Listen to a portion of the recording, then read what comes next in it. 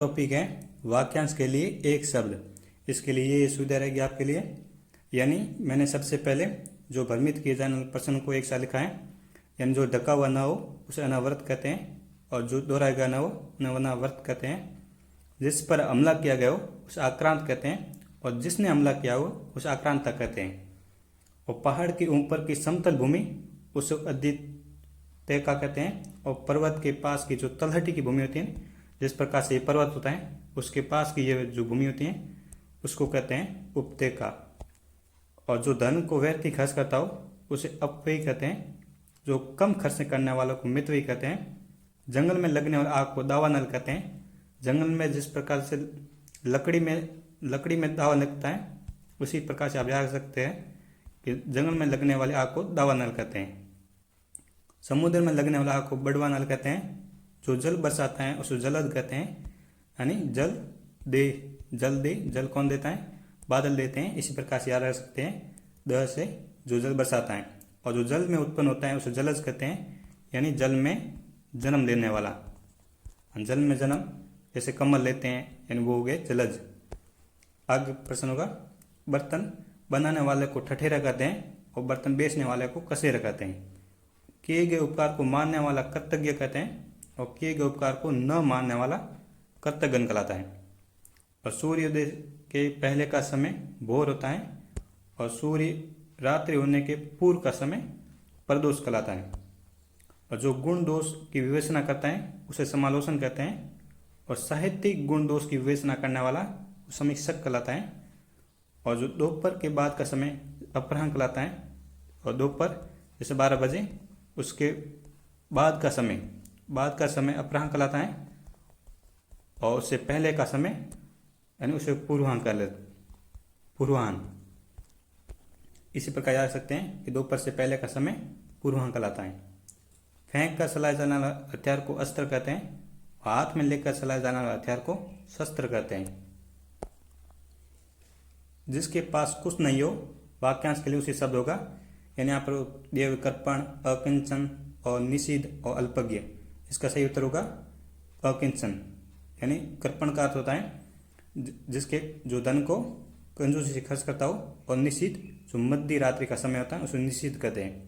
और अल्पज्ञ जिसके पास बहुत कम ज्ञान हो।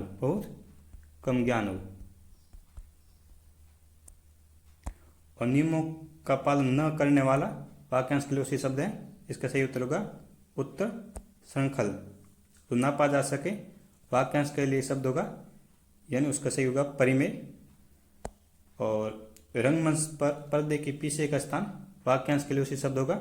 यानी यहाँ पर नेपथ्य, पट्टाक्षेप और यवनिका ये तीनों रंगमंच से संबंधित हैं, लेकिन इसका सही उत्तर होगा नेपथ्य। इसी के आगे प्रश्न, जो कुएं के पास का वह जलकुंड जिसमें पशु पानी पीते हैं उसे उबारा कहते हैं।